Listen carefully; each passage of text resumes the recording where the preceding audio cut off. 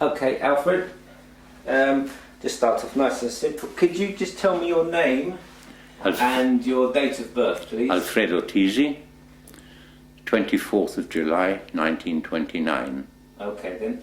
And Alfred, I'd like to talk to you about the Second World War, if that's okay.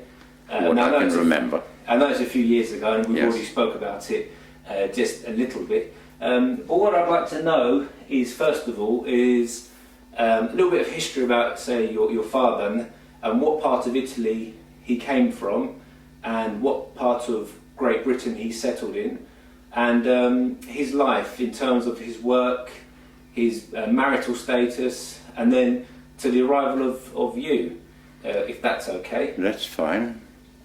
Well, Dad was born in the Trentino, and he came over in 1911 when he was 16 years old, and he worked with his brother and I believe his father for some time, and they lived in Tottenham, 33 The Green, Tottenham. Now it's part of Middlesex University. He went back to Italy in 1914 in August, and whilst he was there, the First World War broke out, and he was immediately drafted into the Austrian army and sent to Russia, where he spent several years as a prisoner of war, and he was returned to Italy via Archangel. So a train ride from wherever he was interned, Tambov, through Moscow and up to Archangel. And from there he was repatriated to Italy. So he left Austria and returned to Italy. But then, of course, afterwards he started work again back with his brother, and then his brother moved down to Reading, and Dad was on his own, and until I came along in 1929. He married in 1928, I believe, and I came over when I was a year old. We stayed over here 2 or 3 years, then went back to Italy for 18 months, and then in 1935, I believe, we came back to England, and from there I did most of my schooling in England, except from 1937, my brother and myself went to the Scuole Serali in Stratford, where we lived. There happened to be a branch of the Italian schools there. And that happened there. And then during the war, Dad was interned in July 1941, and he was repatriated, or not repatriated, released in 1942. Was he interned in July 1940 or 1941? Or 41. 41 he was interned? Interned in 1941, immediately after Italy declared war on England. So, because 10th of June 1940 is when Italy declared war on England, so was it July 1940, then he was released in 1941, because he spent a year in internment? Because if he would have been interned in 1941, it would have been a whole year after Italy declared war. Was it 1940? It was 10th of June 40. Then it must have been July 1940, and he was released in the year after. Do you remember that episode at all, or how it happened? Well, I remember that the police came in the morning. Dad had already left for work, and Mum told the police that, he was out working, and so what time would he be likely to be home, she told him. And about an hour after he returned home, Mum made him his supper, and he got himself ready. Then the police came, but they were very kind, very compassionate, you might say. And that's the last we saw of him for a year. But he wrote quite often. But in the meantime, I must say this, that my mother had a great respect from her neighbours. And even though they had some of their own sons or husbands fighting against the Italians or the enemy, they were more than kind. And many of the times after an air raid, they would come round, knock on the air raid shelter and ask, "Are you okay?" And other instances, they used to come with a loaf of bread and say, "Please don't be offended, but we've got more than we want for ourselves. Do you mind taking this?" So we said, "Well, thank you very much." So in regard to, okay, at school we were called wops or eye tires, but in general they were very kind to us and we might say compassionate. So what was it,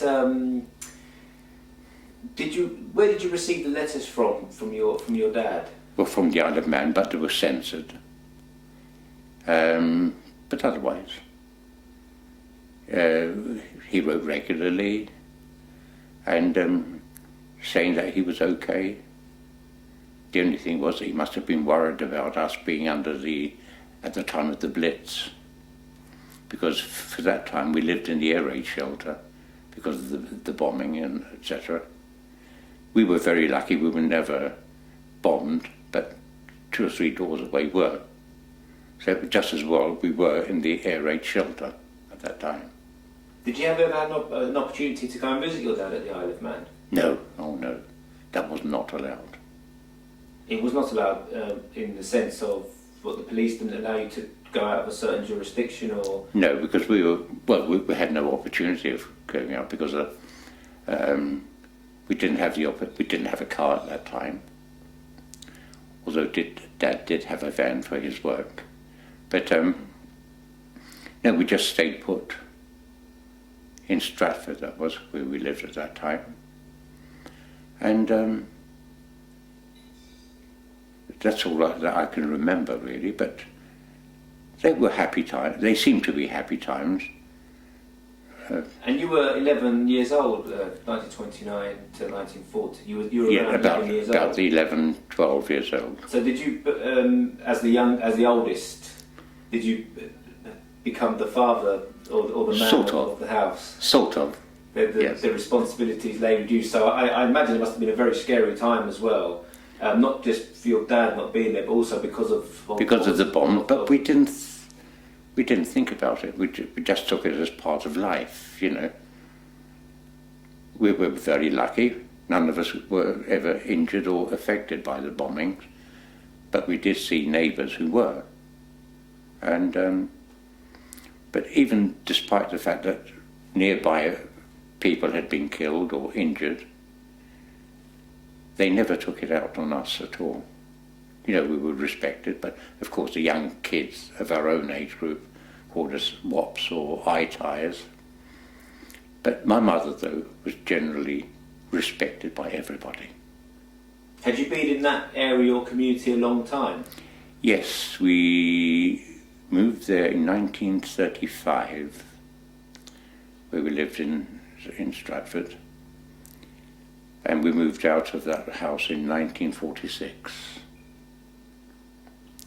where at that time the Italian prisoners were over here, and every Sunday a crowd of Italian prisoners used to come and spend the afternoon with us, and they were very entertaining.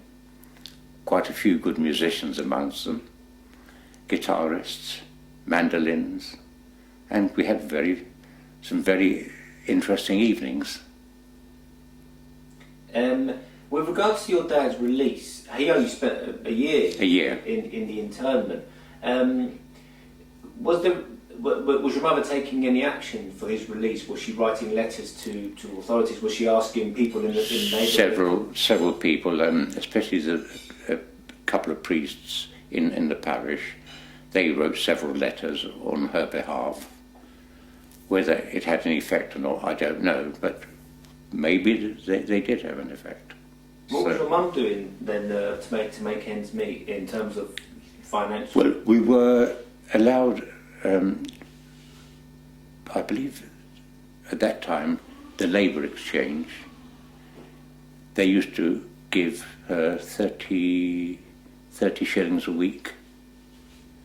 That's allowance. And then to make ends meet, we used to chop up firewood and go and sell it. And we managed. But it was only for a year, then Dad came back and things were back to normal.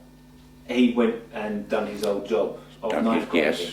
Yes. Can you tell me a little bit of history about knife grinding and why? Because I was surprised when I spoke to Arno and also Vito. There's a particular area, I know there's particular areas of Italy where people took different trades and then came over.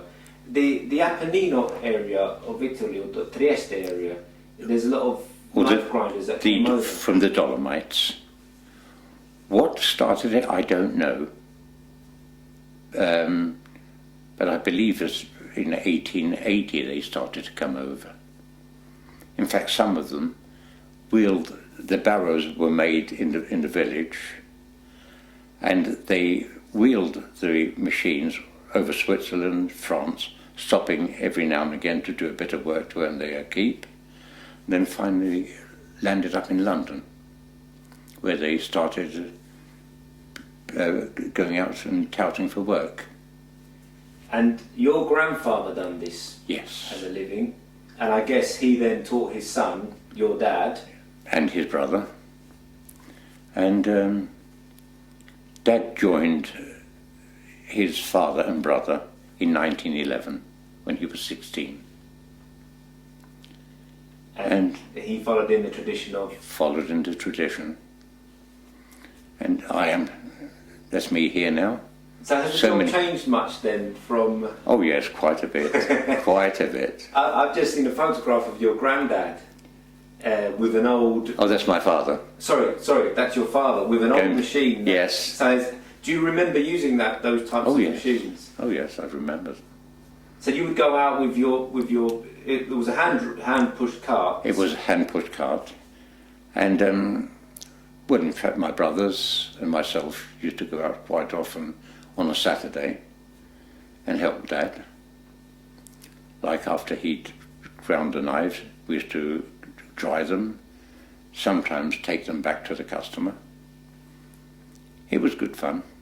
Did you, I suppose, with the emergence of the Italian community, were you servicing their needs? Because I know there was lots of restaurants and cafés, etc., or did the work just remain within the community, or did it expand out into say, the wider society? Well, my father's business was mainly with butchers, grocers, cafés, a lot of them obviously Italian, but the main part of his work was butchers.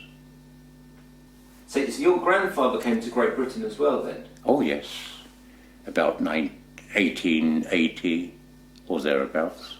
1880? So he came all the way Maybe before, yeah. Wow. And he came all the way from Italy to London? Yes. To the Italian colony, I suppose? I believe at that time they lived in Clerkenwell, but then bit by bit, wherever their work was, they bought or rented houses and lived like that. Now you've been knife grinding for 3 generations now. Are you going to hand this down? Are you going to hand your... Well, I've got a couple of nephews who are interested, but at the moment, whilst I've got my health, please God, I'll carry on. Okay. I'm happy working. Well, you look very happy, so